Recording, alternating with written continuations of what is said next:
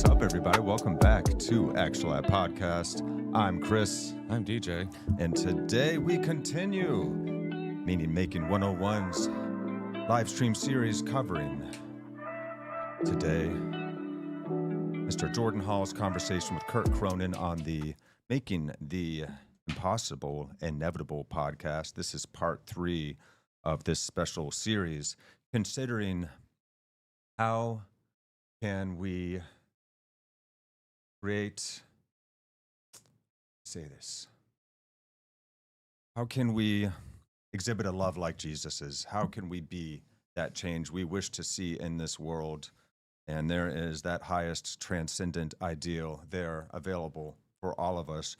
Jordan explicates the particulars as to how one may approach this, taking on this orientation in life so well in this conversation he had with Curt Cronin on the Making the Impossible Inevitable podcast. Guys, get out there, like and subscribe. Everyone that we cover on this channel, we're trying to tease out and find the very best, most current and important information that helps aid us as humanity in making it through this meaning crisis we find ourselves in. So, last episode, we left off right where Jordan was expressing how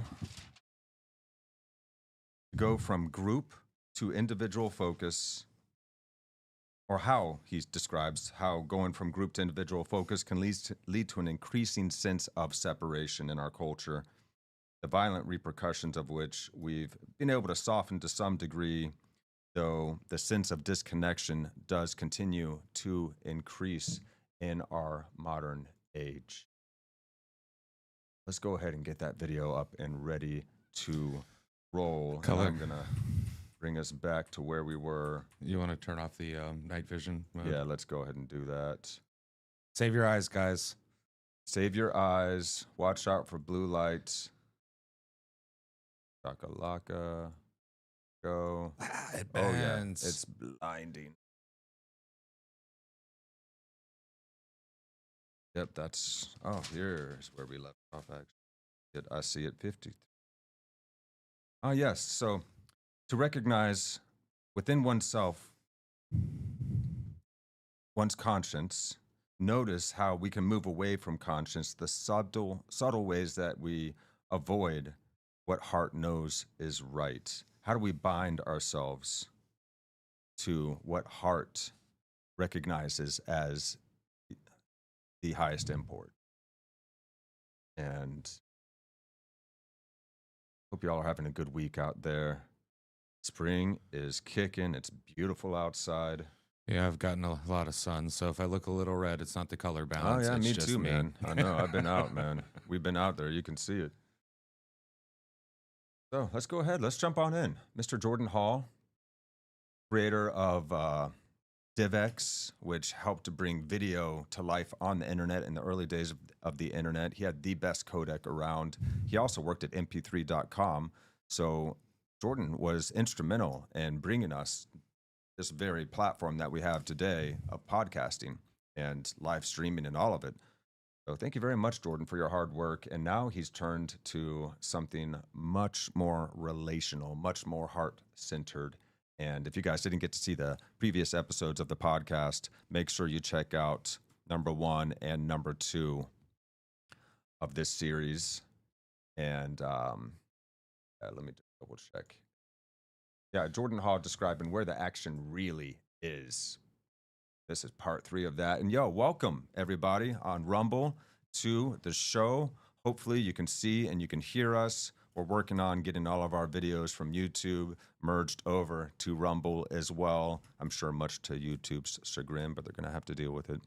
We're very excited to be here on the only true free speech supporting video network on the internet. So thank you so much. Or I guess you could say at least the leading. I'm sure there's other ones out there we're not aware of.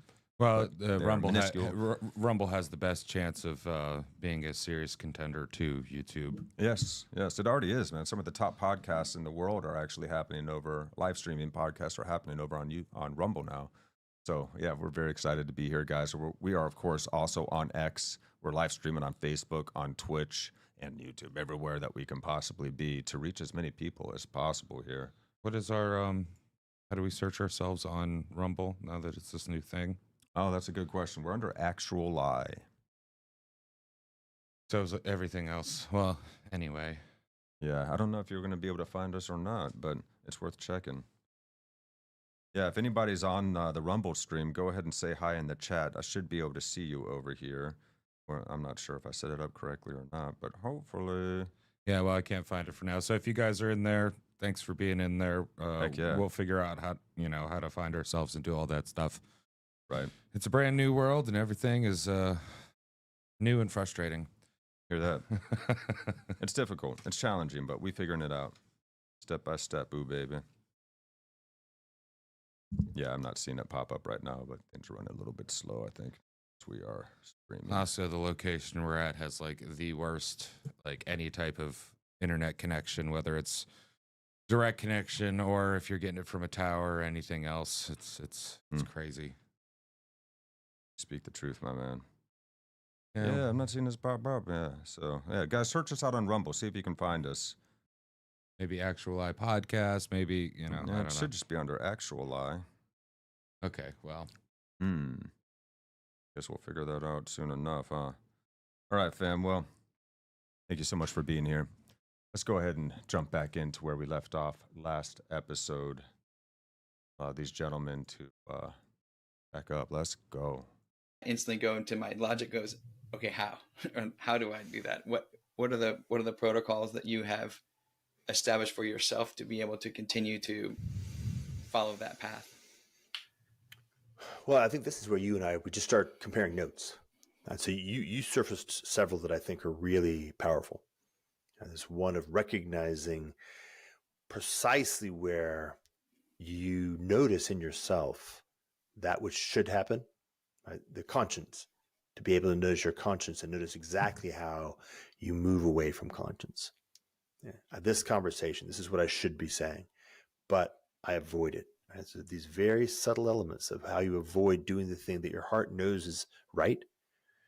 So how do you bind yourself to actually just doing the thing your heart knows is right? Man, ain't that tough? But that's it. Like that's the core. That's the central element for me. And I'll be like wearing what's his name, Huberman. I remember talking to him a long time ago. Well, just when he first was coming to Stanford.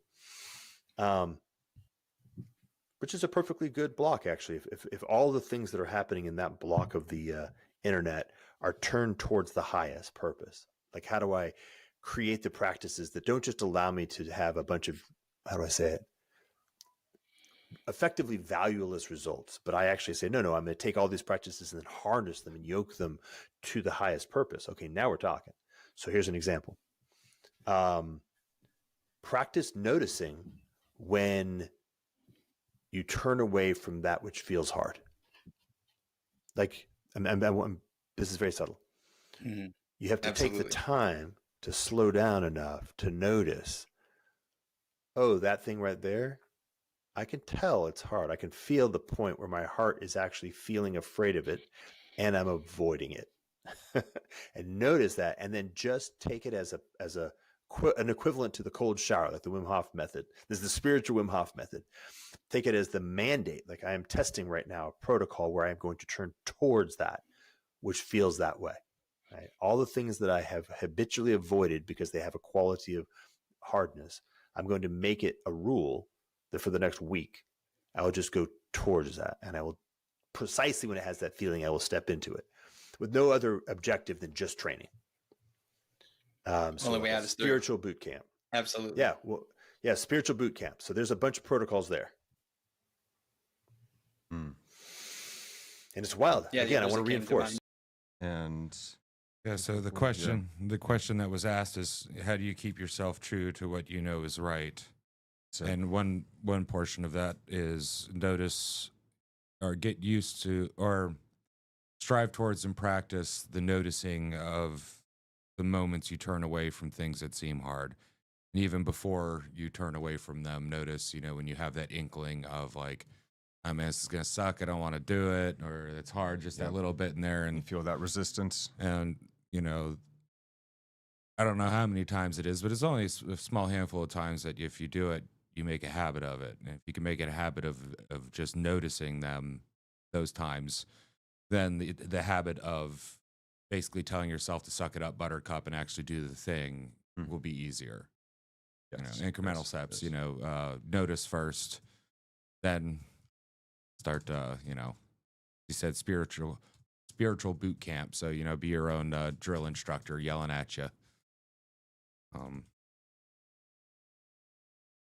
But yeah, we turn away from things that feel hard. And wow, we live in a society that makes that so easy now, right? You know, you just, oh, it's too hard for me to get in my car and go get something to eat. I'll use Uber Eats, or, you know, it's too hard for me to go look that up, so I'm just gonna trust that the headline is true from one of them, you know, official sources, or just the, you know, get up and do what you need to do in the day, even though it sucks. You feel like crap. It's hot, sweaty. I like you're depressed. Yeah, you know, whatever. Right. Yeah, I like how he said, you know, all those things that we habitually avoid that are hard. Make a rule, say for the next week, to go precisely towards that which we resist, with no other objective than training. You know, this, okay, I'm going to just take this on. This is great training. This is grist for the mill. I'm just going to go into this. I'm going to go precisely towards that which I can tell my mind is resisting, but my heart knows is right. So we got to listen to the conscience. It's there. It's always trying to guide us. So, and this is how we can, and truly begin to turn entire portions of our culture towards serving the higher purpose by exhibiting that way ourselves truly, genuinely, so that it can naturally radiate out on its own. And the spiritual Wim Hof method, that was cool. So let's go ahead and continue a little bit, learn more about these spiritual protocols. Go ahead. Sorry, the other that came to mind for me is I've never experienced more.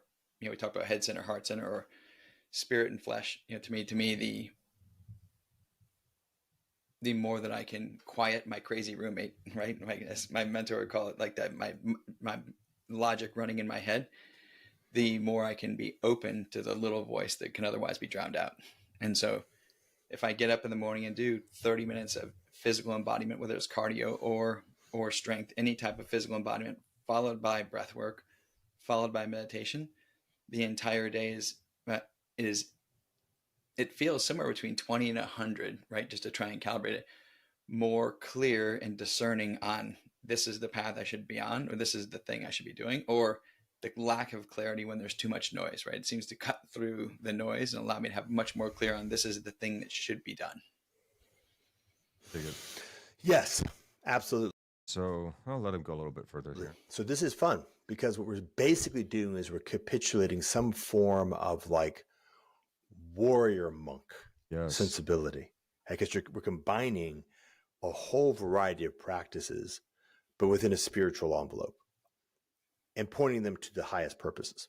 Right? So you're not just achieving a spiritual experience to be spiritual, and you're not just engaging in a variety of physical practices to achieve, but you're combining the highest possible purpose with your capacity to actually orient towards them with strength and subtlety. Right? That's sort of thing that we're talking about. So what does it look like to become a Jedi Knight? What does it look like to actually become a new kind of warrior monk? And so let's try another one. That's cool, man. I like that, Colin. And I like how Curt spoke on that like morning grounding routine he goes through and how much that increases his clarity when he does that. He basically kind of centers himself in that sense of presence with the morning meditation routine. And then that allows him to be more present throughout the day. And then the warrior monk sensibility that Jordan spoke of. Well, it's interesting that he asked the question, what does it, you know, basically what does a Jedi look like? What does that warrior monk look like? Mm-hmm. And that allows you to then, you know, you can break it down into a structural functional organization and then start to apply it to your daily life. That's a very unique thing that humans can do, is, not just actually watching the warrior monk, but imagining what it could be. And, you got stories that tell you about it, and then you integrate it, like if you're reading books with good heroes and you're not incorporating something of that hero into yourself, are you reading the book right?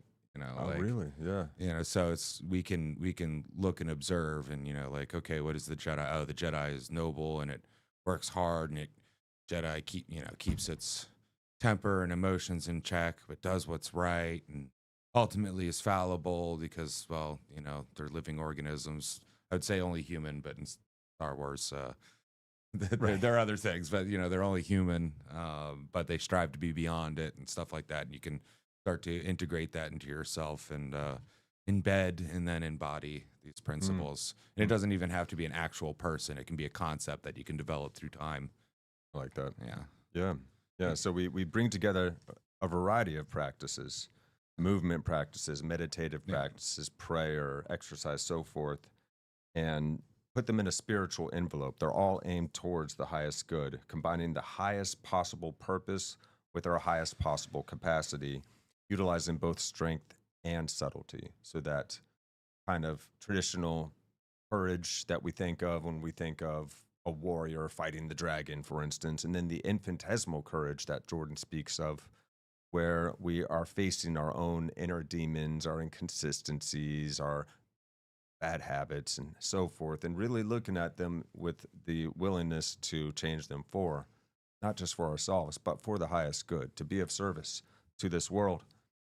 This is the change that we need to make as a species, and we need to popularize quickly if we're going to make it through this bottleneck. Yeah. And well, this conversation and this string of philosophy may not in the end be the right one or completely correct, but I think it's very important that we are having these conversations. We are trying to figure out, okay, what's next? What is the next framework in which we're going to observe the universe, right? From the most basic, day to day, up to the highest high. This conversation needs to happen, because if we stagnate, we're going to die out, absolutely, one way or another. And if we go back to the not tried and true, but tried and failed things, we're just going to fail again the same way. And I don't really want to go through another experience of hundreds of millions of people being killed for stupid ideologies. Like, I don't want to see that. Something about the fragmentation and the rampantly growing division that's going on right now in our worldwide cultures. I like how Jordan spoke of previously in this episode. We covered this last episode. He talks about how he's like, I really feel like I'm only like 1% of the person, to be talking about this kind of thing. So I'm really coming from within, not from an above kind of talking down standpoint. And so he's inviting us to come along with him and explore how we might be able to embody a way like Jesus Christ embodied for the world, exhibited for the world, and to further describe, to further outline, to further detail what this exact process is going to be for all of us. We're just in the very beginning. We're laying down the first stones of the cathedral here. Jordan does invite us into what he terms cathedral consciousness, which is a really interesting notion. So we're going to get into that here shortly. Let's go ahead and jump back in and let these gentlemen continue now. Just a little bit. Here we go. And so let's try another one. Oh, I'll do it at a mental level. This is easy. This happens all the time. Read something and pay attention entirely, first to your emotional response, and second to your unconscious cognitive responses to that emotional response. An easy way to do that is to find somebody on Twitter that you really disagree with and follow them. And then read something that comes up as a result of their feed that you don't agree with, right? You don't like, so that you're encountering something that some other human has an opinion that's different than yours, a very unpleasant experience. But the key is to notice, okay, first, oh yeah, I didn't like that. I actually feel like them's fighting words. And second, okay, what is going on in my mind when I have that experience? Do I denigrate them in my mind? What an asshole. What an idiot. Do I produce an argument immediately to distance myself from the perspective they're having? I need to defend my territory from what appears to be a threat, like all these things. So this is a becoming sensitive to the double layer. One is the physical that precedes the mental. Oh, I'm having a physical response of effectively threat. Right? I'm feeling a threat. And then what is my immediate habitual cognitive response to that threat? And of course, ultimately the intent is, can I train myself to notice when I'm feeling threatened and then come to a place where I'm responding to that in a way that is coming from the values that I hold the most? Can I actually be first in a place of peace? Which doesn't mean, by the way, how do I say, capitulating to evil, but it allows you to actually not participate in evil unconsciously. How do you actually settle in strength and respond with maturity and wisdom, as opposed to just reacting with whatever nonsense happens to have been accumulated on top of you over the past 30 or whatever years? Okay.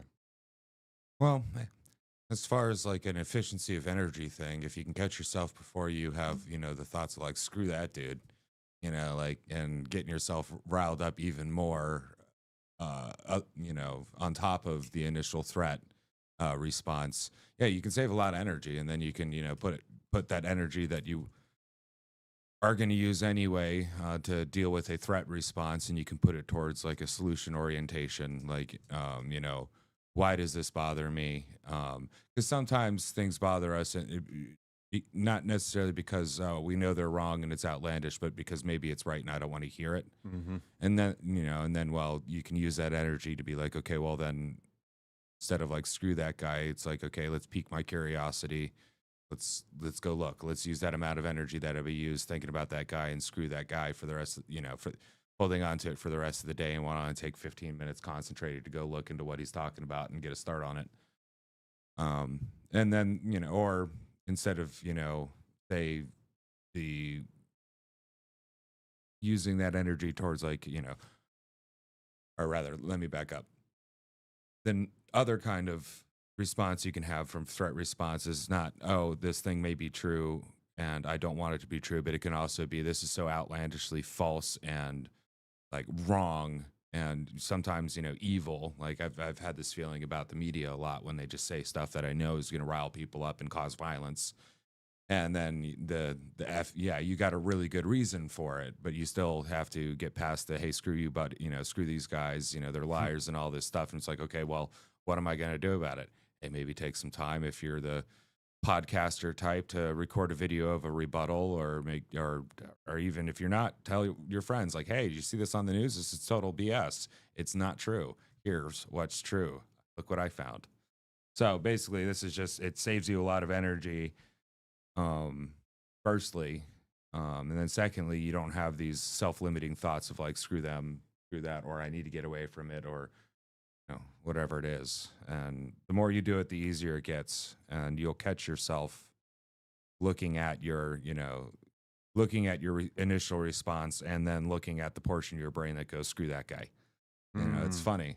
Like, it's like, I really haven't listened to this portion of the podcast except for like a few weeks ago that these guys are not the podcast, but the discussion these guys are having. But it's kind of been something in my head that's been just a natural practice of, the mind really trying to come to understanding with all this crap that's happening in the, nowadays.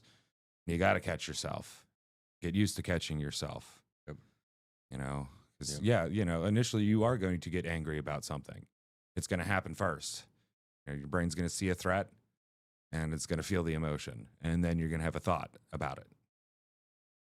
Yes. So you got to do something about it, because if you don't do something about it, it's going to do something about you, and then it's going to take over, and then you're going to be ruled by your emotions. There you go.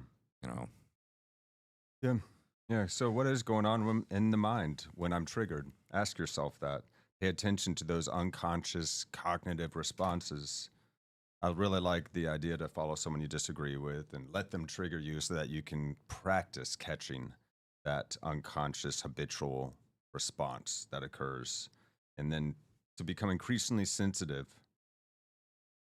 to that layer, to the mental layer, as well as the immediate habitual response to whatever perceived threat is occurring. can we get to that point to where we can begin to catch that habitual response more often and be able to respond from a place of peace and stillness within? That's great advice. Imagine if we started raising our kids like that. Wow. Like from the time when they really get to the point where they can start, maybe not understanding their emotional responses, but being aware of them. Because, like really early on, kids aren't really aware of it. They're just all they're all id. They're just that thing, coming out. But there's a point, probably around 4 or 5 where they can really think about it. And if we trained our kids to do this early on, it'd be a lot better as adults, and you'd have a lot less road rage incidents and people flicking each other off and the nastiness online. Because I don't think it's necessarily like a function of like, oh well, online makes us nasty. Like no, we're just nasty. Online just makes it easier. Yes. And also you can say a lot of things online that you wouldn't be able to say in person without getting punched in the mouth. Not saying you should go punch people in the mouth, but that is always the result of running your mouth is somebody might take offense to that. So in person we're a little bit more polite because of the restrictions, but we're still nasty. The person turns their back, you turn to your buddy and you start talking crap about them. That's like, drama. We've all been, to junior high and high school. It's just all it was. So if we could train ourselves to be a little less nasty, a little bit more mindful, a little bit more calm in the face of the threat of either things we don't know or things we do know or things that we feel are wrong, like truly wrong, I think we'd probably be a little bit better off than we are now. So, there's probably 1.5 million different practices that you can do to go about actually doing it. But I think the point is to know that it can be done and it probably should. Absolutely. This is the name of the game now at this point in history for us. If we don't learn how to embody and exhibit that way of peace and transcendence of the ego, then our world is going to continue turning in on itself and being quite easily and effectively divided and conquered by those who do not have our better interests at heart. And, why should we let us be led by the least among us? Why should we allow ourselves to be so easily corrupted? There are so many temptations out there constantly testing us. And the best thing I think we can do is pull together and align with fellow like minds that are on this path and start building something that can create some momentum and can actually travel and spread like that loving, benevolent virus that we need to sweep over this world in this time. That's the game. Yeah, and it happens in small gestures, not these gigantic gestures. Not everybody can, speak to, the hundreds of thousands of people or millions of people with podcasts and stuff like that. But it doesn't mean you can't influence a lot of people in your own direct life, and not the whole, like hitting them with the Bible kind of thing, but like, showing them the way, essentially, it's like, and then if they ask, it's like, well, how do you deal with this? It's like, oh, well, I just look at myself, looking at it, freaking out about it, and then go, and they'll be like, what do you mean? Yeah. You're like, oh, well, Well, once you learn to do that, though, you're observing yourself and you're observing the mind as it ticks. The mind no longer has control over you. You're not just immediately believing the thoughts and the emotions that rise up. You're looking at them from a place of just clear awareness that is kind of separated or detached from that emotional weight of those thoughts and feelings as they arise, and you can just kind of see them for what they are. And that's the art of meditation, is learning to take that step back into the ground of awareness, that awareness that is there, that our thoughts and feelings and sensations all appear in. Notice that you actually can see when you're sad, when you're happy, when you're angry. You can see a thought in your mind rather than getting lost in its train. You can actually just observe things kind of objectively, but with a sense of compassion, though, with a sense of that unconditionality that Jesus showed us how to express. You have no preference for the way things don't need to be this way or that way for me to feel a certain way, then you can remain in that place of peace and stillness regardless of what is happening around you. So, yeah, well, you could say that, emotions are of the flesh, or of the mechanical portions of yourselves, and the mind comes before that. if you don't believe that the mind is encased within the brain, which I don't really believe. I'd see it the other way, is, you know, the brain is the tool for the mind to interface with the flesh. So, you know, it's a step back from the flesh. The emotions and the suffering are in the flesh. The mind sits outside of that. So the brain is feeling happy. The brain is feeling angry. The brain is causing the body to raise the blood pressure and pump yourself up for the threat that the brain has seen. Yes. And the mind is making the decision behind the brain. Yes. And that thinking mind is ruled by ego. It's ruled by a false sense of perception. We think we are the ego, and we are not. We have an ego. And who is the one that has that ego? Well, that's the great mystery. We still don't know exactly what consciousness is, if it's literally just in our brains or if it's something that is pervasive throughout the entire cosmos. And that's a profound question, and it's quite a wonder that we still haven't actually gotten to the bottom of that. So, more on that spiritual boot camp. What were you going to say? I was just, never mind. Yeah. Yeah, no. Word. So, we're jumping back now, guys. Let's go ahead and continue with these gentlemen on spiritual boot camp work. So, we can enumerate a very long list of these kinds of things. But yeah, that feels so true, because that's the essence of my reactions. Feel like they're from my fear-based response. Like it's an instantaneous reaction. I almost don't process, right? It just happens, right? It's almost it's a fight or flight. My reactions, where responses feel like from a centered, like expansion space. So that feels completely coherent and true. Yeah. Yeah. And that way of describing it. So you've cultivated this for years. And so you're in a position where you could listen to what I'm saying, and you can notice in yourself the consequences of your experience. And I think we're saying this is part of the, you know, the spiritual warrior monk dojo, that piece. Do it. And as you do it, become more capable of noticing how these things have distinctions. And again, to reinforce the point, this is the war we're actually fighting. We are at war. It is a spiritual war. This is the war we're actually fighting. Anyone who is a warrior by nature, that is who they are by identity. And I mean, like, practically, like you've actually gone to physical war. You are called into the spiritual war, but to become capable of fighting in the spiritual war, you must go through the spiritual boot camp. And it's no joke. Like, you're going to have to confess to the people who you love most, because you've been an asshole and you've broken a lot of stuff, and you're going to have to repent. You're going to have to, by repentance, I don't mean just confess and say sorry. I mean, actually in your heart, undergo the work necessary to change your heart so that your behavior is now a behavior aligned with your values. You have to actually become a virtuous person. I mean, and by the way, I'm not among the class of virtuous people, so I'm not speaking from above. I'm speaking from inside. I'm not sure if you can get out of that, but I know you can make forward progress. That much I know.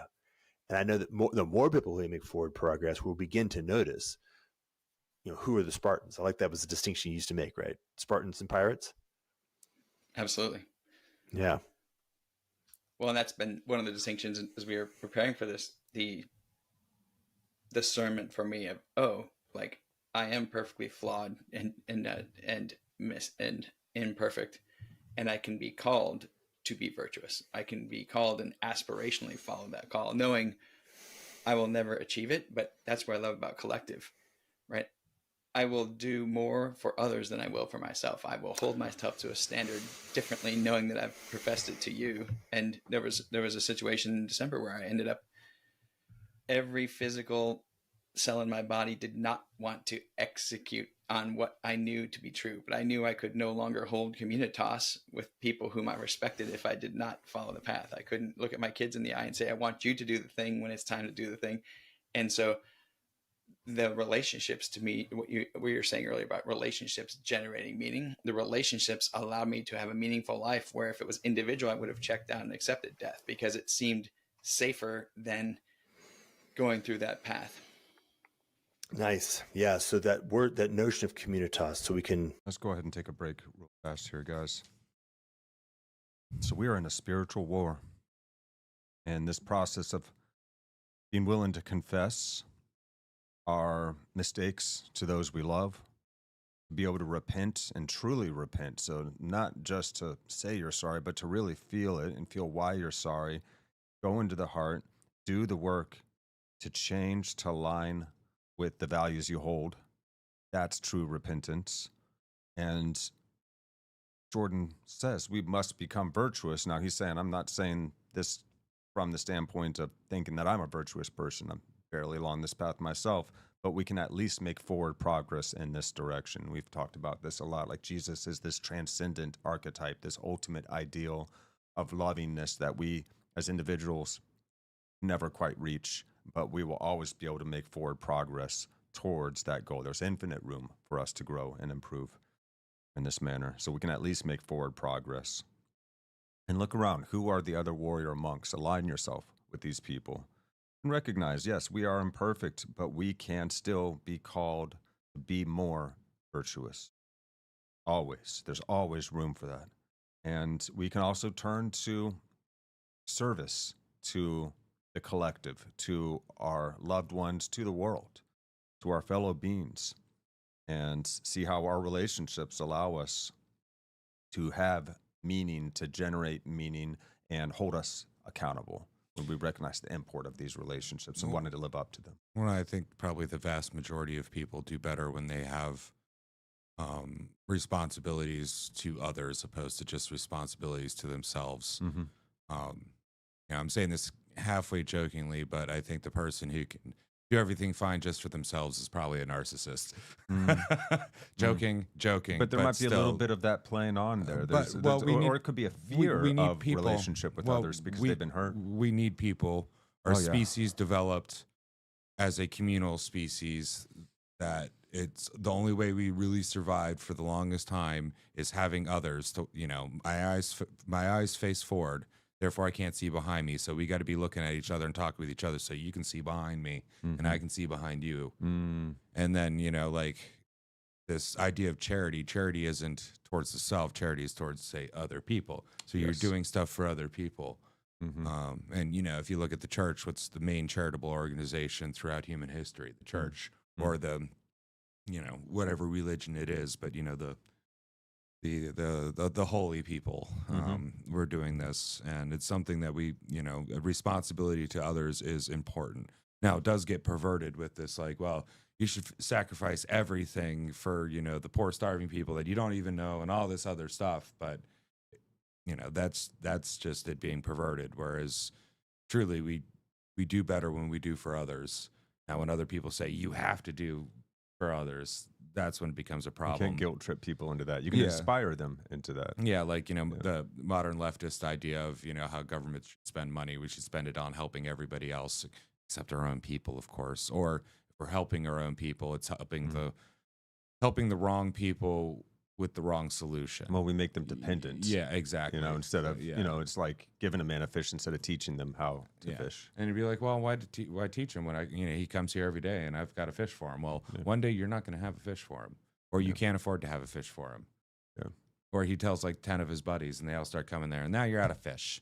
Yeah, right. So, but should always, realize that yes, we do need people. We do better when we're doing for other people. Humans are team players, even the most individualistic of ourselves. And we can cultivate that capacity for selflessness. And we also find, and I'm sure you guys have heard this adage, to where giving a gift is the best feeling. It's so much better than receiving a gift. Giving a good gift to somebody, or just helping somebody that could never possibly pay you back. That is one of the greatest feelings in the world. And I remember someone once put that as like, it's like our selfishness is so ingrained that we feel good when we help others about ourselves. But I don't think it's quite that. I think it's something deeper. I think it's that we are genetically evolved. In our biology, it feels good for us because we are such a sociological species, social species, that it's a built-in reward system for when we are uniting with our fellows in common cause. And the fact that makes us feel good, that nature has written it as such, I think is really profoundly beautiful. I think that's something really exciting. I think it's much deeper than pure selfishness. Now, I think it's just a really nice side effect that you get when you do something selfless, because yes, of course it's going to make you feel good because your biology knows this is the right direction.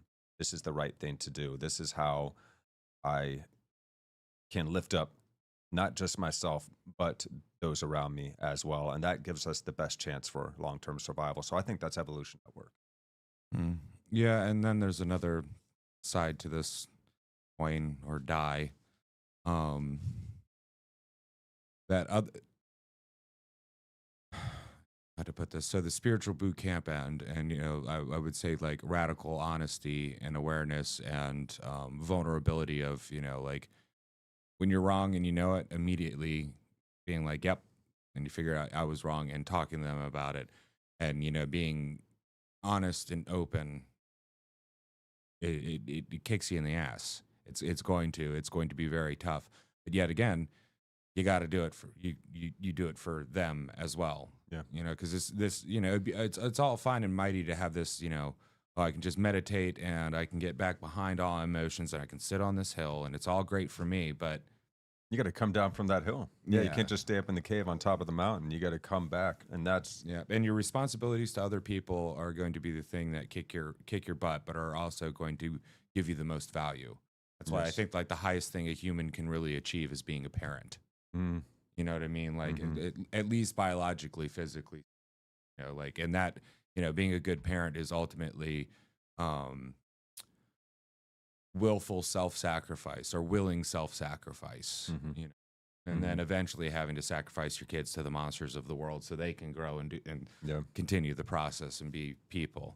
Yep. And you know, I like the term spiritual boot camp because it's not pleasant. It's not meant to be pleasant. It's meant to get you in shape for an existence of this you know, spiritual war that we're going through. You know, Yeah. and the Bible's pretty damn clear about, you know, that we are in the spiritual war.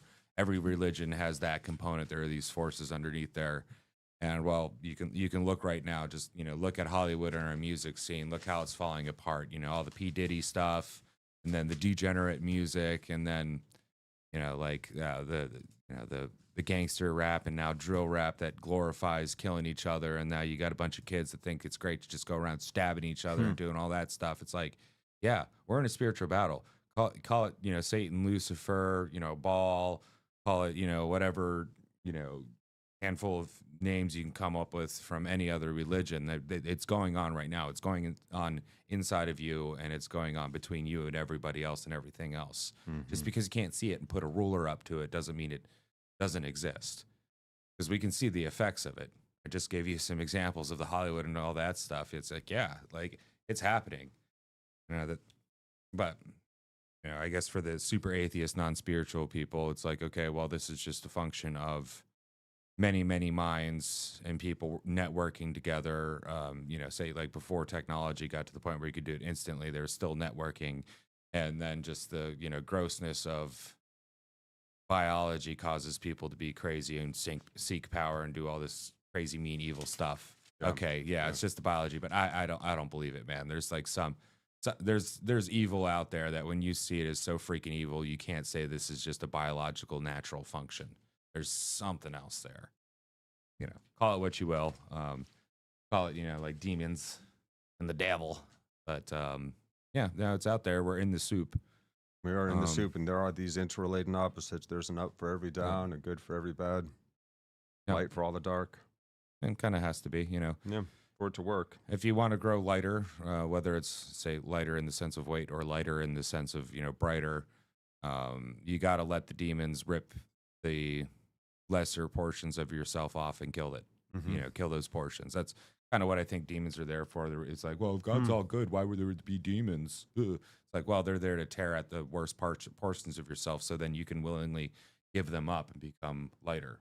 And that's just the theory. Everything is aiding God's love. Yeah. Everything is aiding in the perfection of God's love. Yeah, even evil can't help but do it. No, it can't. And how can you have existence without having hot to the cold? You know, to be able to have temperature, you need to have these interrelating opposites. So I don't even know if we could have a reality without there being good and bad, light and dark, good and evil.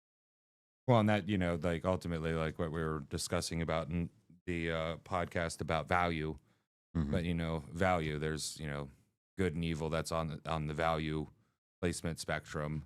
We tend to value what's good and say we don't value the things that are evil, but some evil things like war, you can get the best good out of, like, like a man who becomes a thoughtful warrior in the times of war can really get to know themselves much deeper than most people ever will, traumatic as it may be and scarring.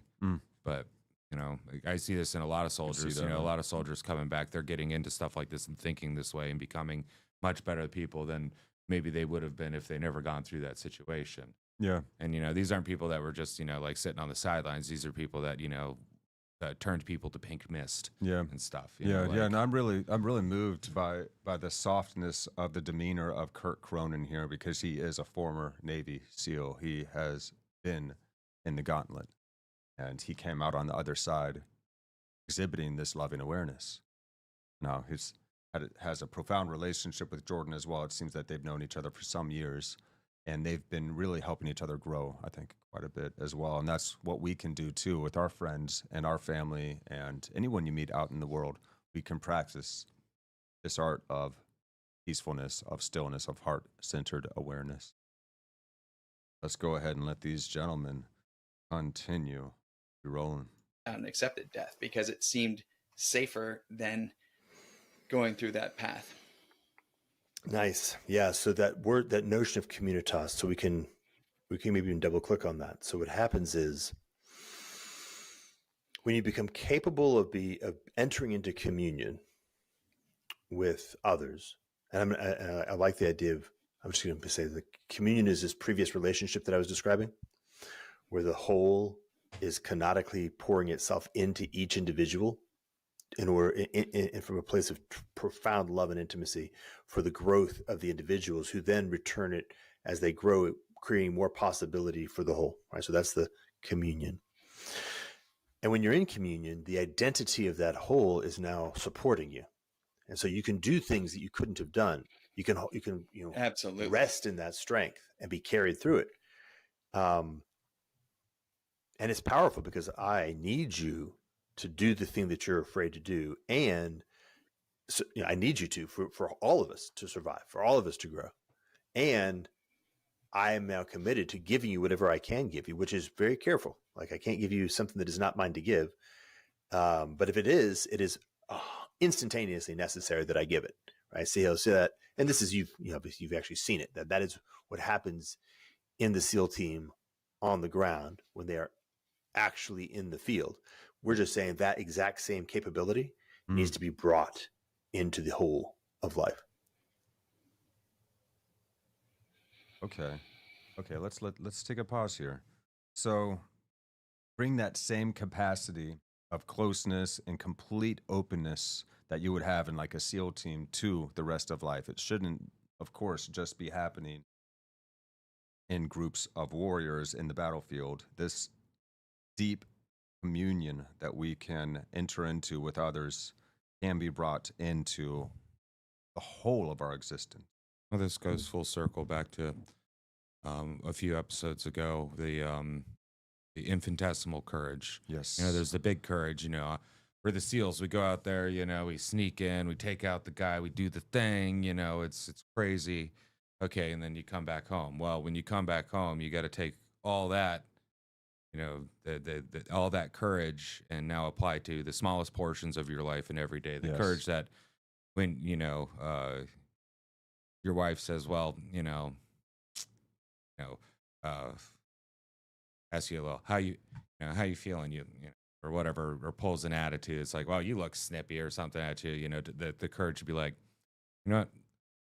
Let me tell you what's going on as best as I can, instead of just holding it and being like, no, I'm fine, whatever, Yeah, I'm not snippy. Your spouse pisses you off. It takes some courage to actually not yell at them, because that doesn't solve anything. To be like, okay, well, here's what I'm feeling, here's where I'm at, actually truly opening up. Yeah, and bringing it back to the SEAL team. So the open, forward, kind of more traditional courage of being willing to go out there and brave battle. You also have the infinitesimal courage of being completely open to your fellow warriors. Yeah, that's your willingness to be naked. Well, so to admit when you don't know something. to be able to admit when you don't have that thing ready yet, instead of pretending that you do to try and make everyone feel okay. You always have to tell the truth, because you know the whole team is dependent on you. You have to function as one unit. And I think that the infinitesimal part means the, in its smallest of smallest part. It's this really subtle things that hide inside of us. Every single freaking day doing this. Not in this, grand moment that happens once or twice. Because not just doing it in the warfare, in the battlefield, because you have to for your teammates, for your fellow warriors to stay alive, but you do so in all of life, because you recognize, the vast import carries right into this now, to this very moment. If I'm not exhibiting true, full honesty as much as I possibly can, if I'm not always trying to lean into more virtue and lean into those parts of myself that actually I notice I want to habitually resist, how are we going to be able to cultivate that courage? But when we start to do that, then we create a stronger sense of communitas with those around us. And then that whole of the community now can support us even better. We're strengthening the community strengthens us. We get into this reciprocal relationship with communion, with communitas.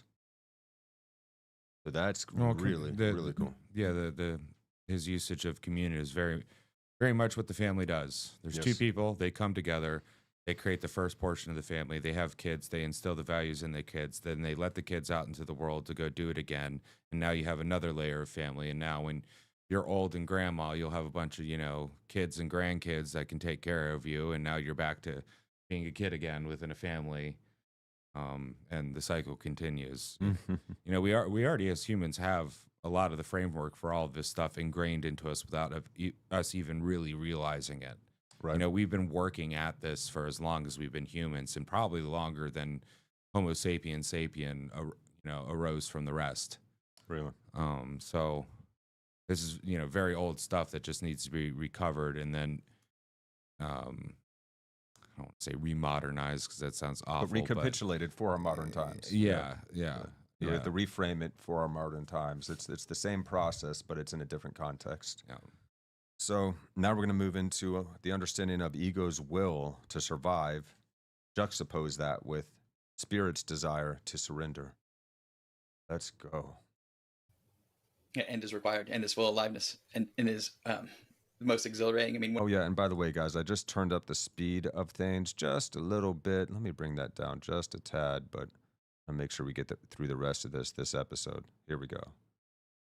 One of the things that's coming to me as you were sharing was, it's the redefinition of experiences that I've had from a fear place as, the thing, right? And so every single time before I go onto a stage, get into a conversation like this at this level, like I feel like tightness across my chest. It's a constriction. It's a fear of, what if I don't do the thing? What if, I can feel that constriction. And now that's also like, this is the thing that's important, right? This is important. If it wasn't important to me, it wouldn't matter. So therefore, this is to your point about, this is what I should surge into. I'm surging into it because now in the convocation, the expansion of like, this is like, a conversation we've had epic conversations for years, but never at this level of intensity, at this moment, at this space, at this time. So like, it's the understanding of the ego's desire to survive is the spirit's desire to surrender, right? Almost like a completely reflexive mirror. That was good. that was real. That was real good. Underscore. I felt nervous before we had this call. I don't feel nervous very much. At least doing calls. I feel nervous plenty when I'm interacting with my kids. Which is, again. Okay, that's awesome. So that was just a quick little section there. I really like the way that Curt put that. The fear, he's recognizing, this is telling me what's important right now. Even though I don't like this feeling and I want to go away from it, if it wasn't important to me, it wouldn't be coming up in my mind. It wouldn't matter. So it's obviously something of import that needs to be addressed. And you can actually train yourself to become excited when you approach those things. We can retrain ourselves to resist less our habitual inconsistencies. That's exciting. That's a hopeful message there. So let's let them continue on now. Again, but I was like, okay, that's a good sign. That means this is actually meaningful. There's something going on here, which a large part of me is trying to muster okay, we're going to stay focused. We're going to put something out there. And it's funny, I can actually see in my mind's eye, because this is going to be a podcast, right? You're actually beginning a podcast, you're producing something you're going to be conveying out there. And at some point down the road, you're going to be talking to yeah, exactly. Episode 1. So at some point down the road, you're going to be talking to somebody who's actually famous. And that's going to bring a whole bunch of people in, and they're going to come back and they're going to watch this episode. And many of them are going to be really pissed off. Many of them are going to be some combination of triggered, annoyed, or pissed, they're going to be pissed off. And I can see the comments. And, the key message is something like, yeah, we probably are doing a mediocre job right now because we're on the tightrope, right? That we're in it. Like, we're trying to figure out how to do this thing. How do we create the right kind of field? How do we actually demonstrate what it's like to be, again, doing that Navy SEAL thing? Like, this is improv. We're improv right now. In the most meaningful, we're trying to actually tackle the most meaningful question with the highest degree of particularity. And of course, we're both, 1.1% qualified for what we're trying to do? Generous. Maybe you are. Yeah. And so yeah, exactly. And here's the invitation. If anything that's happened in the last, 90 minutes has pissed you off, consider that a really, really good sign and a challenge to look at that particular piece and say, okay, that's almost like God tapping you on the shoulder and say, look at that right there. Something really valuable will happen if you just look at that. Man, it's crazy. Oh, and you hit, because that's what I said earlier when you were going through, what do I do when I get the most upset and judge others, or when I react most heavily? It's usually something which, and it's a dear friend of mine, Dwayne Kerrigan's quote. I don't know where he got it, but it's like, hey, that which most upsets you about others, the thing you have not yet accepted in yourself. And I was like, and that is almost universally true for me. I'm like, why am I so mad at this? I'm like, oh, because I don't want to accept that.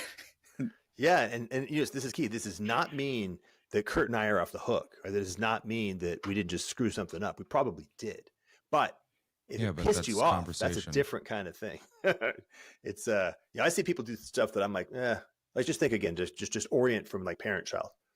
If you watch your child riding a bike and they fall off their bike, that doesn't piss you off. They're making a mistake, trying to do something earnest. Yeah. That's a totally different kind of thing than when somebody like cuts you off in traffic. And the reason why that pisses you off, it has nothing to do with the fact that they're an asshole, because they are. It's a different kind of thing that it's like, hey, wait a minute, what's going on in me? What's happening in my life that I can't just be at peace with the fact that sometimes there are people, they're assholes in traffic sometimes. Well, the reality is my life is probably extremely agitated.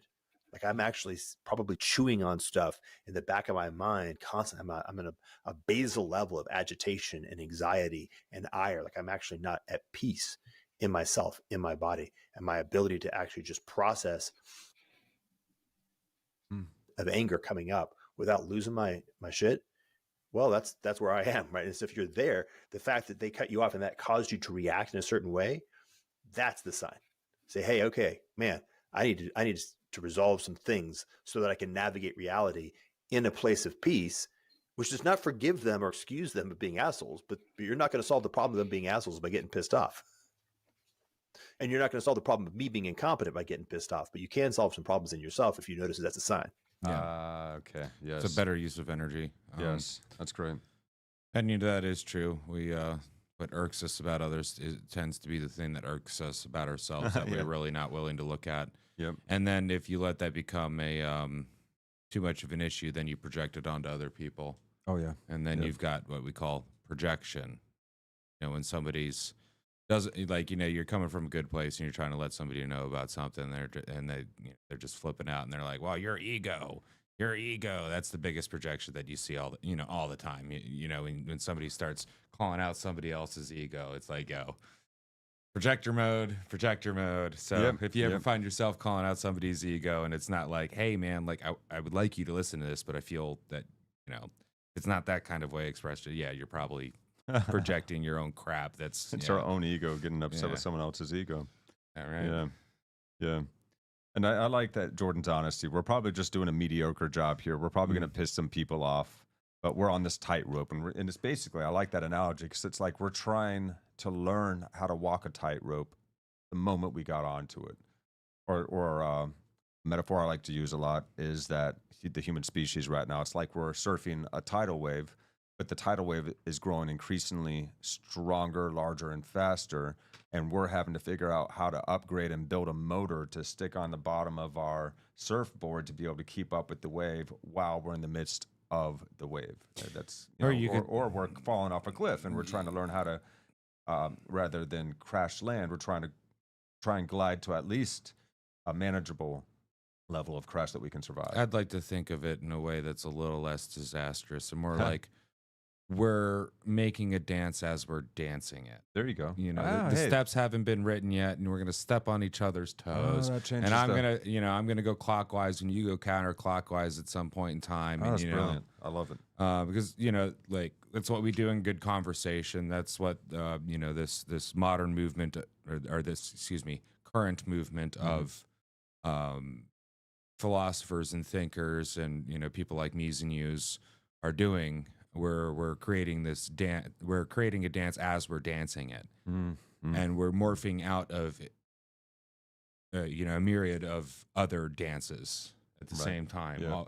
And some of them don't work at all, or are outdated, or are just too far away to participate in that dance, or and we're all doing it right now. And it's gonna get muddy and it's gonna get messy, but then eventually it becomes a dance that you can replicate. It's and you going to can teach somebody else, and you can do that. Yeah, we'll start merging our moves together eventually in this ongoing dance. And then there will become a point in time where this dance that we're having right now becomes outmoded by a better dance. Yeah, so we have to demonstrate again how to tackle the most meaningful questions in this new context. And the best part about it is nobody speaking about this dance and making this dance is qualified to talk about dancing or making the dance, but we're doing it anyway. Yes, and we're doing an okay job. We're doing an okay job. So humans, we're doing okay with this dance that we're doing. I like that you said that, because that brings me to this thought of like we got to reframe how we're approaching everything. I love again the invitation that Jordan offers to us here, where he says, consider it a good sign when you find something that bothers you.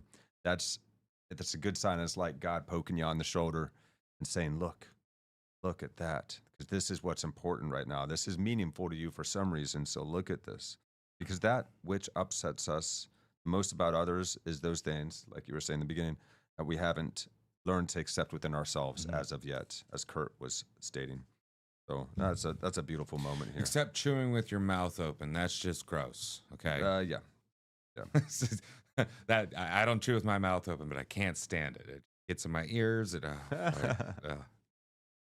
When you can hear it across the room in a quiet restaurant, it's even worse. Anyway. All right, guys. So let's go ahead and jump back in. It's going to get really good towards the end here. Roll.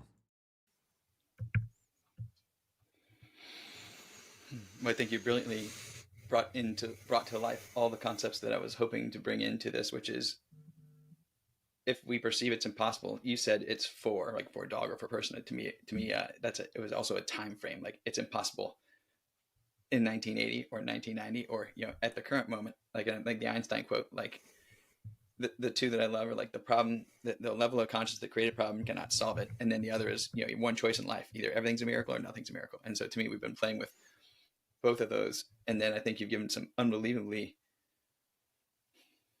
guided responses on how to feel into that field, how to lean into, okay, if I'm agitated. Remember, my brother told me the first time, I think in our entire lives at that point, where we had a conflict, he's like, well, I came to everything I want in life is just peace. I'm like, but you mean like a motivated peace, right? Because I was in my full achiever mode, and I couldn't understand peace as what you're describing it as, aliveness, right? Full integration and aliveness. Yeah, it's not a static, stationary piece. So anything else we can do to support you on your quest? Anything that's out there to be helpful on your epic mission? Yeah. Mission okay. Impossible. This is fun. We are all in to help you make inevitable. Yes. Well, I would hope so, because it's actually everybody's. It's in everybody's interest that we make it through this portal. This is a weird way of saying it, but as I've already mentioned that I'm weird, you're just going to have to live with that. There's a phrase that I have been thinking about. I think I've said it a few times. I call it and it has to do with actually two very distinct things that I think. What does he call it? What does he call it? It's going to be a mystery. Let's see if. And it has to do with actually two very distinct things that I think are beautiful. And I think I've said it a few times. I call it And it's a mystery. And it has to do with actually two very distinct things that I think are beautiful. All right, fair enough. We'll figure out what it is One, nonetheless. if you go, I think mostly to Europe, and you sit in a cathedral, Notre Dame is a fine example, or the Cologne Cathedral. You're in a place that was built over a time frame longer than the United States has been around. Right? They started building it hundreds of years before they finished building it, which meant that the people who were in the beginning of building it, not only did they not have a notion that that they would live in it, they knew for sure that not even their great-great-great-grandchildren would actually be in it, which is a long time to be building something for. And yet, they're completely capable. And by the way, not just of like once or twice, 2 weekends coming out and kind of doing something. So we're not talking about planting a tree and then being done planting trees.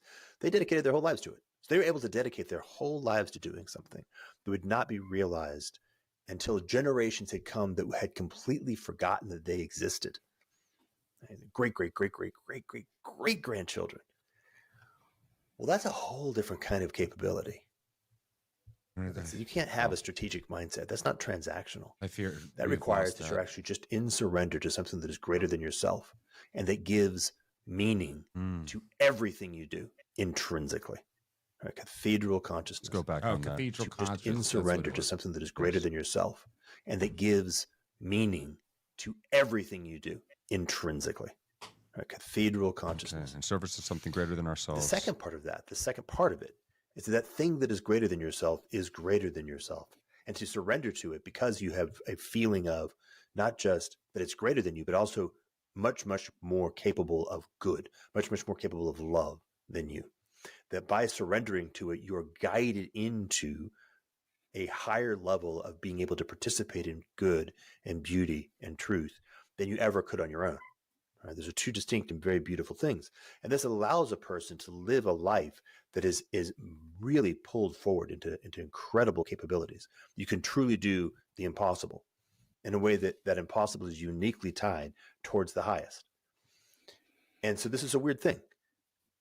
The best that anybody can do to support me is to cultivate cathedral consciousness in themselves. And I'm not at all kidding, because what will end up happening is somebody somewhere sometime will have exactly the stone that I need to complete the arch that I've been working on and that I can't get. Yes. But if they've surrendered to cathedral consciousness, they will know to start walking in my direction. They'll hand it off to their great-grandson, who will hand it off to my great-grandson, and he will complete the arch. And that is absolutely exactly what I need. Yes. Thank you. Man. Your time is a gift. Your message a gift. You are a gift. All right, thank you, brother.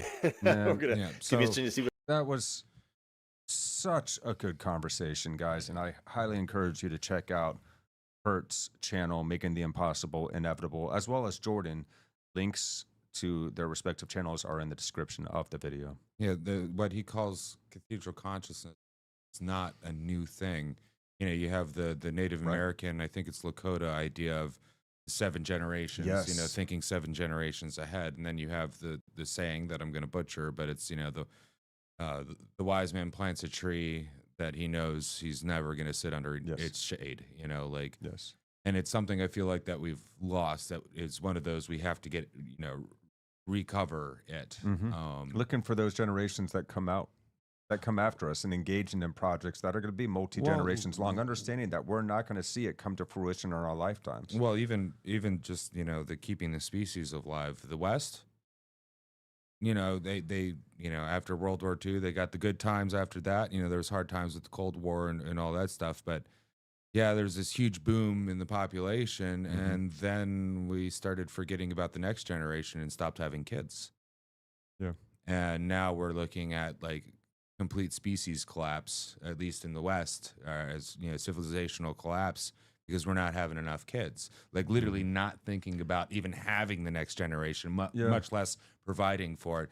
And there's a lot of reasons for it. And we're becoming increasingly self-involved, and we're being encouraged by modern media to become more self-involved. Well, you even see it in the commercials. Why would you have kids? Why would you want to share your Doritos with your loved one? Kinds of commercials. You see this kind of stuff. It's pervasive. Well, why would you have kids, and bring them into the world that we're just going to destroy with our fossil fuels?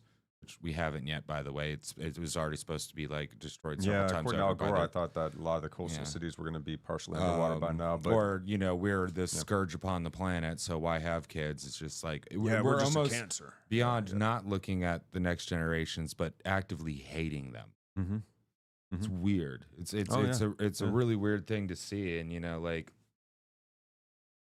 Well, calling a baby in a mother's womb a parasite. Yeah, we see that kind of stuff happening. Well, I mean, by strict definition, yeah, but not all parasites are like bad parasitic relationships. You have sympathetic parasitic relationships where the two different things. You have skin mites on you, and they fight other things that aren't necessarily good for you. You're covered in multiple kinds of MRSA.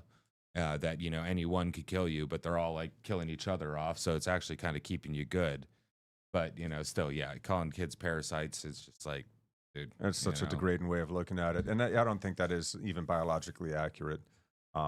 No, it's definitely more of a symbiotic relationship, and it's an actual growing process of progeny. So it's different than a parasite, but. The fact that parasites usually come from outside of you originally. Yeah. In they're either egg form or actual parasite form, opposed to being crafted inside of you. But it's your own egg that you created inside your body. Life crafted with the father's seed. But life crafted in you is not a parasite. Right. Now, by the strictest physical terms, maybe, but that's So to revisit what they were just talking about again. What's impossible now, and he brings up that Einstein quote, you can't create something from the level of you can't solve something from the level of consciousness that created the problem. So if you're going to try and solve a problem, you have to come to a new level of consciousness. Mm-hmm. And Jordan's request to us is that we develop this kind of long-term kind of thinking and a willingness to work towards projects that we'll never see the fruition of. So in Cathedral Consciousness, we're coming into service of something greater than ourselves. That is going to give deep, deep meaning to our lives. That's going to help solve the meaning crisis. And we're doing so also because that something that is greater than ourselves is indeed greater than ourselves, and it can guide us into higher and higher levels of beauty and truth. So we serve that something greater for both of those reasons, because it is greater than ourselves, and also because it's going to help us do more good work for those around us. And I think that completes us for finally we have finished this episode. And if you're completely selfish, it's still better to be healthily integrated into a community and a healthy society than it is to not. So even if you're completely selfish and you don't believe in altruism or anything like that, it's still and personally, I don't believe that altruism exists, just for the sheer fact that helping others does actually give you a whole lot. Yes. And there's a portion of yourself that knows that. Like when you do something good, there's a portion of yourself, even if it's not on the surface analytical, that knows that it's going to benefit you as well. That's why I don't believe in altruism, right? Per se. I believe in doing good, and not doing it in a way that's asking for a return and putting the burden of return on somebody. But I don't thinking in terms of what is this going to do for me? Not wanting to do something in service for others unless there's something for you in it, kind of thing. Yeah. And for most things like that's okay to get around, going to the grocery store and stuff. It is a transactional relationship. You're doing a trade or something like that. What Jordan's talking about here is existing in the non-transactional. Mm-hmm. Yes, it is going to benefit you in the long run and in the short run. Being mode versus having mode. Yeah. Aren't we? Yeah. And that's the same thing that Jordan Vervaeke was telling us in the Awakening series John Vervaeke. Lots of J's. Was telling us, there's a lot of J's and Jordans out there. Yeah. But he was revealing to us how we can actually create a dynamic upward spiral that counteracts the downward spiral our species finds ourselves in by being able to inhabit the being mode more and more in our lives. What's interesting about that, there's ways to arrange a spiral where you don't have to actually have them conflict and run into each other as well. You can have the upward spiral and the downward spiral working together like a torus. Coexisting and passing each other. It's spiraling in and spiraling out all at the same time, all the time, forever, and ever and ever and ever. Yes. Because we as far as you can look outside of yourself, call that out. And as far as you can look inside of yourself, so the smallest. So we look at the largest and we look at the smallest all the time. And no matter how big you go or how small you go, you're always in the middle of that spiral. Yes. And I guess it's just the directionality of where you want to look. In any given moment, do you want to scale up? Do you want to scale down?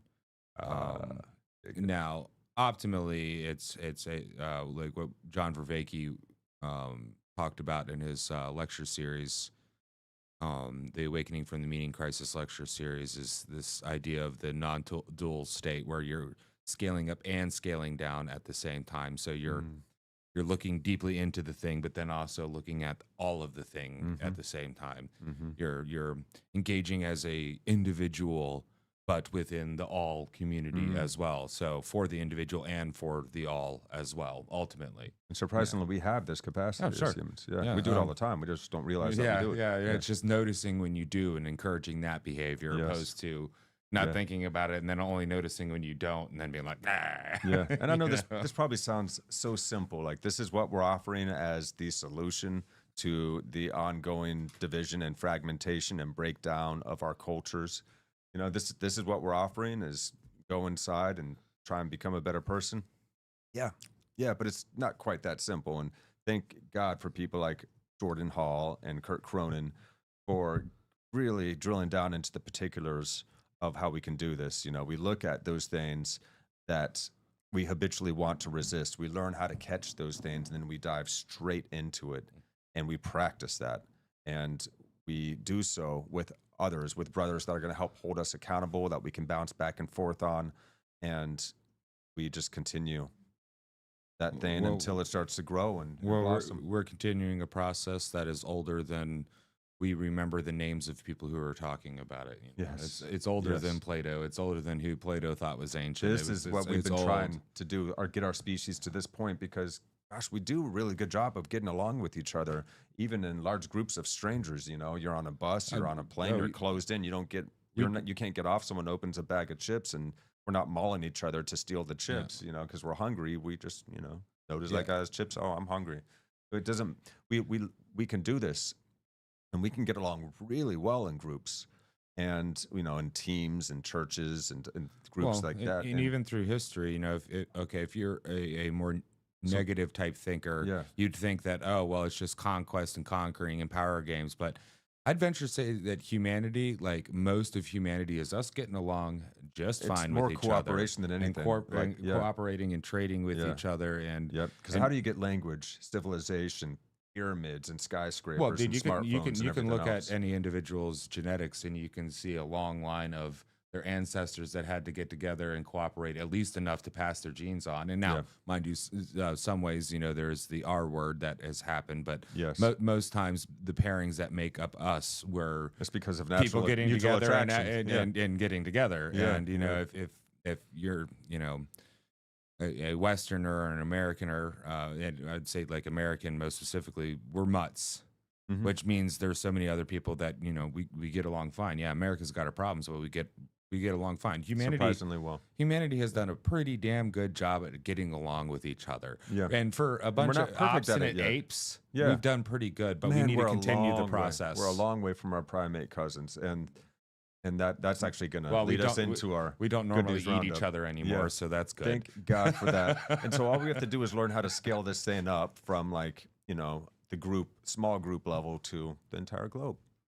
Yes, but not in a weird globalist WEF takeover the world kind of way. Exactly. Yeah, we don't want corporate globalization. We want Christ consciousness. We are in a counter consciousness. globalization. Yes, we want the globe to get along with each other, but we also want to respect the individuals and the cultures and the nations that exist there as well. Because so we got to popularize this way of unconditionality, this way of lovingness, this heart-centered awareness.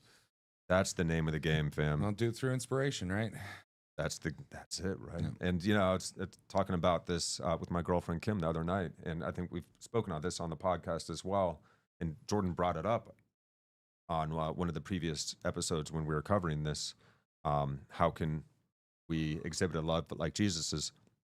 And it was this idea that, so how do we popularize this? Well, I think art is going to be one of the number one ways that we help popularize these things, through poetry, through music, through painting, through film, through all of these different creative outlets that we have. We can start to exhibit and shine this higher way. And that's, that's the beginning of it. And of course, as Jordan speaks so eloquently, it comes all the way down to our personal relationships within ourself, our relationship with ourselves and with others around us, leaning into service, leaning into those things that bother us, so that we can look at them and find what is meaningful about this thing that is bothering me right now. What is this teaching me? What is God poking me on the shoulder for here, this moment?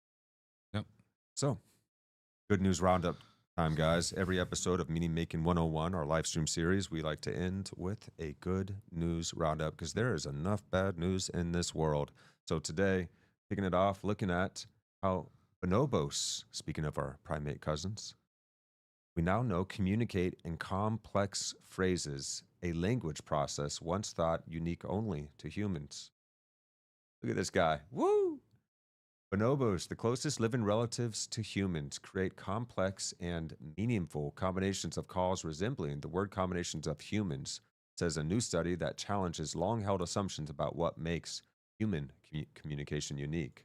The study, conducted by researchers at Harvard and University of Zurich, has investigated the vocal behavior of wild bonobos in the Hakalakapopori, I don't even know how to say that, Community Reserve in Democratic Republic of Congo. The team used novel methods borrowed from linguistics to demonstrate for the first time, similarly to human language, bonobo vocal communication relies extensively on compositionality. Compositionality is the capacity to combine meaningful words into phrases whose meaning is related to the meaning of the words and the way they are combined. That is complex. In a more trivial compositionality, the meaning of the combination is the addition of its parts. For example, blonde dancer refers to a person who is both blonde and a dancer.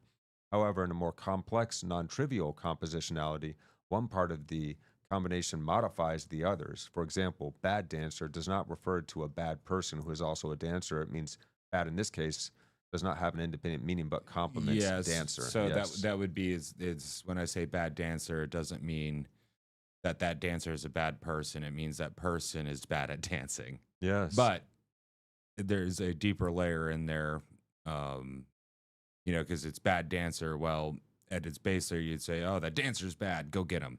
Opposed to, like we know because of reference and growing up that, oh, you mean they're dancing badly. Oh, wow. This is so cool. So, yes, exactly. So this goes on after determining the meaning of single bonobo vocalizations, the researchers then moved on to investigating call combinations using a technique borrowed from linguistics. With our approach, we were able to quantify how the meaning of bonobo's single calls and call combinations relate to each other.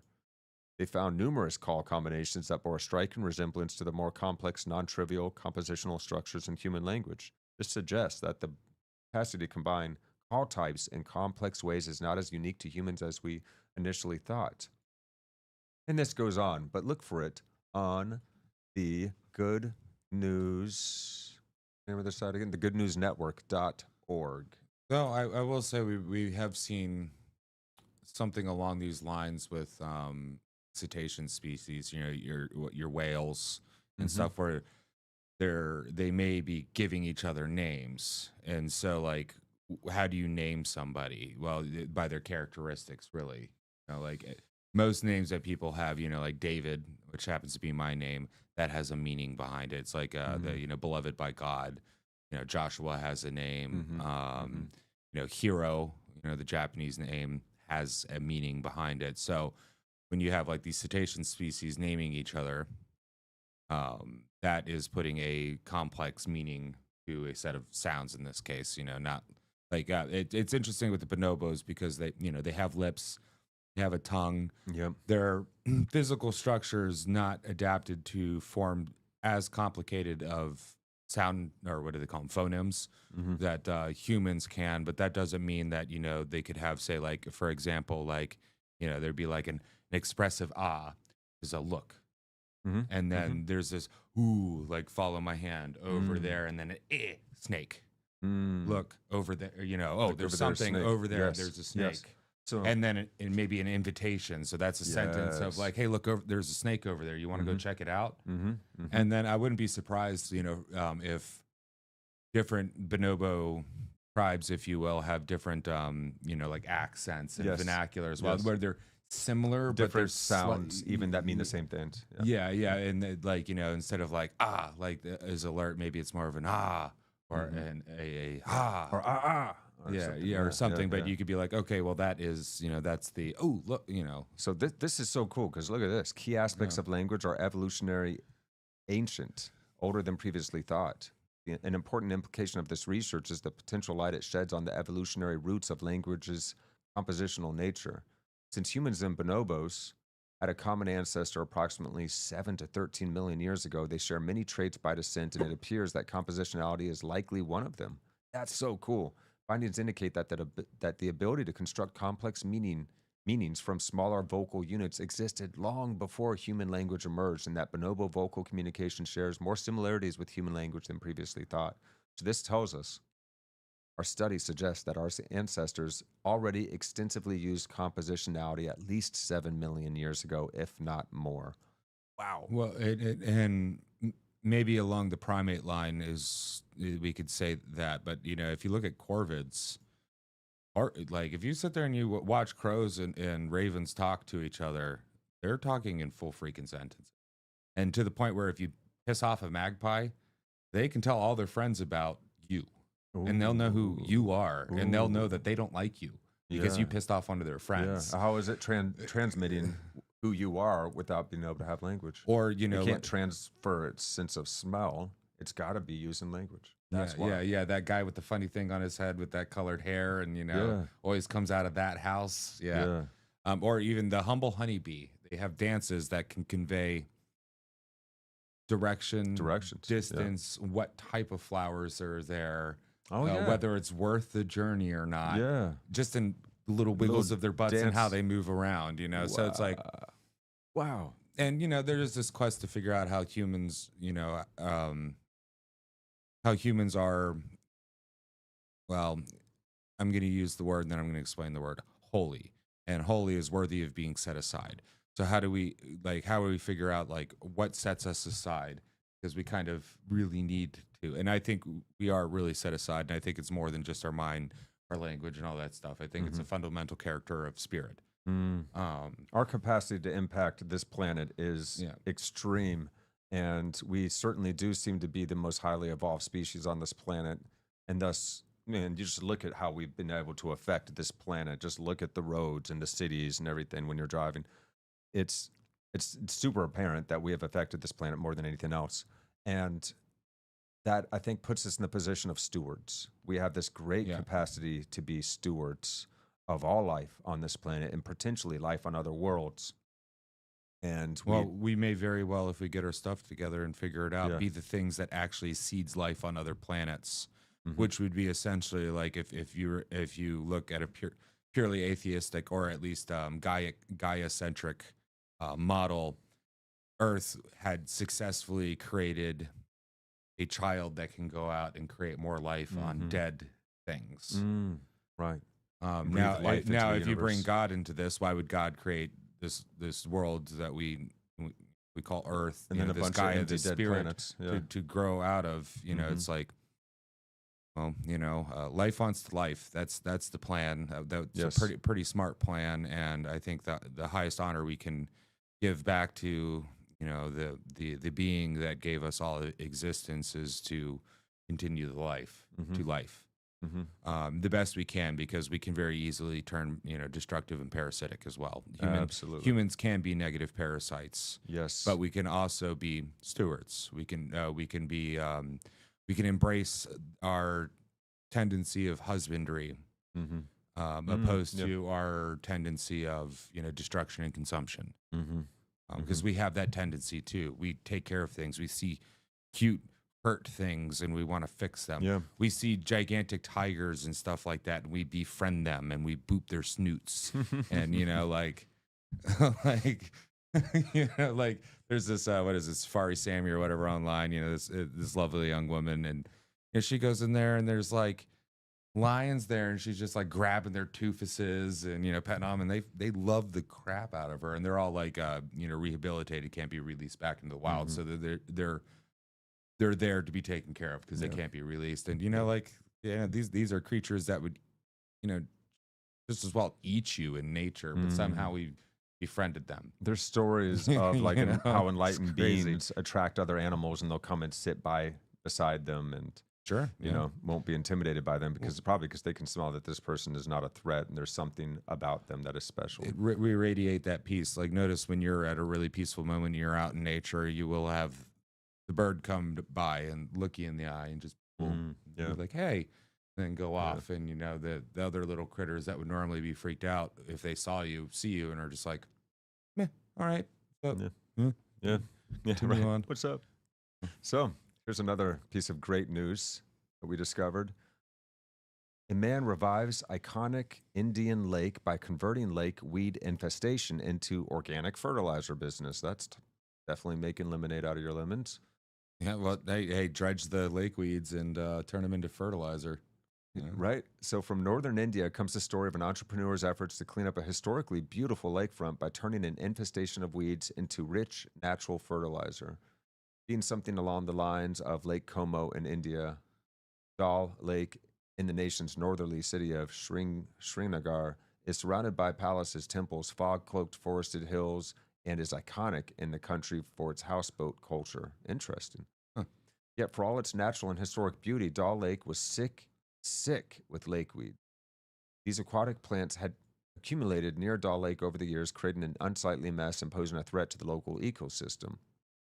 Seeing as the founder of Clean Effin' Tech, CET, that's awesome, a local government partner company that harvests thousands of tons of those lakeweeds every year. Thousands of tons. Oh my God. Dries and enriches them, then grinds them into fertilizer to sell to local farmers. Brilliant. Absolutely well, brilliant. And what's interesting, the local farmers then put the fertilizer in the ground that then washes back into the lake, and then now you have a circular cycle. Yes. And you're not extracting nutrient from another place to bring in. You're using it locally in the area and keeping it within that ecosphere. So this gentleman was first inspired to find a solution for clearing the lakeweed when visiting Indian-administered Kashmir for his first wedding anniversary, having already launched an IT startup in his native Uttar Pradesh. Seeing would eventually change his focus to creating social enterprises to tackle the challenges of our age. The sight of the lakeweed marring Dal Lake's beauty immediately came into his head, and he began an 8-year process to construct a value chain that would see the lake, the local ecology, the global ecology, the local economy, and his own economy all flourish together. Our project is designed to process up to 70,000 metric tons of lakeweed each year, which yields between 20,000 to 22,000 tons of organic manure. This large-scale effort is expected to lead to an annual reduction of around 50,000 tons of CO2 emissions, blah, blah, blah, blah, blah. Well, so good stuff. Yeah, and the thing is with that too, is that lakeweed is naturally going to rot anyway and release methane, which has a much greater effect on on the atmosphere than CO2 does. Yeah. But if you do it right, and I'm not saying he's doing this, but you can basically put these things in containers or vats and then harvest the methane, which can be immediately used as a very, very clean cooking fuel in places like India that are still using much harsher. Yep. And here, look at this. It's being sold for 25% less than chemical fertilizers. Oh yeah, and those chemical fertilizers will burn your soil really bad if you so continue. It's already improving the soil. They've enriched 4,400 acres of land, improved the soil health. They're supporting sustainable agriculture. How beautiful. Well, that's good work. That's an example of somebody who saw a problem, and instead of opining about it, complaining and bitching and moaning and blaming whatever, is just like, well, I can use capitalism and I can use agrarianism and I can use technology to create services in a local area and fix the problem in this local area that may inspire other people to do other things. Because, like how many lakes and waterways are choked up with invasive species, but there's no economic incentive to get rid of the invasive species, right? Well, now there is, because you can use it for fertilizer in the direct area. And then the eco people who, like, you know, and I'm an eco person. I'm just not like one of these eco nuts that, you know, hates humanity. But, you know, the eco people will be happy and be like, yeah, this is awesome. I can get on board. Oh, I have money. I want to throw some money down on this. Win-win-win all the way around. And everyone wants to support it. Yeah. Brilliant solution that makes all parties happy. Wow. So good work, man. And so, yeah, we'll stop there for tonight, guys. That was the Good News Roundup. Thank you so much for joining us here on Actuali Podcast in our weekly live stream series, Meaning Making 101. We invite you guys to continue this journey together along with us. We're growing here together, and we're going to continue finding those golden nuggets of insightful and inspiring realizations that others are bringing out into the world. And let's continue to be that change we wish to see, fam. Let's change this world from the inside out. I've been Chris. I've been DJ. Let's dance our way on out of here. Well, I don't know if we're going to get a dance thing, but we have this outro that eventually we're going to have speakers so we can hear to integrate. So. Yeah, well, we could do it this way. Okay? Yeah, let's do it this way, and I'll just flip it back to normal. Heck yeah, let's go. There we go. Oh, yeah. Yeah. Good to see you in the chat there, Ninja Bat. And yeah. What's up, Ninja Bat? Yo, we didn't do Ninja Bats. Let's do it with the music going real fast.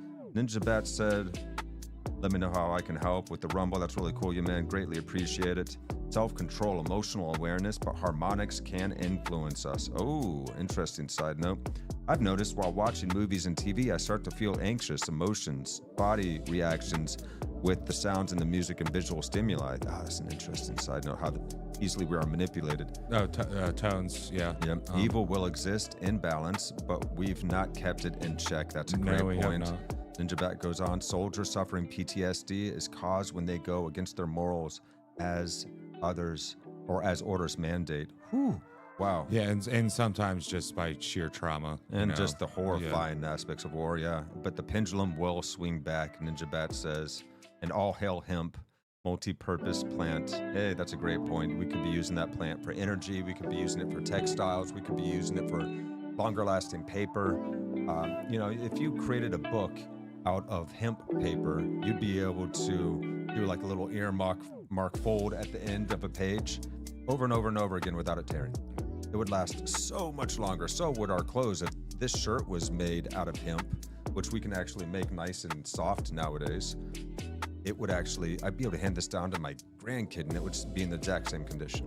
And of course we can create biofuel from hemp instead of freaking corn ethanol, which is insane because as much corn as it takes, or the ethanol from corn as it takes to fill up a gas tank could feed a child for a year. So what in the heck are we doing, fam? Yeah. Let's bring it back.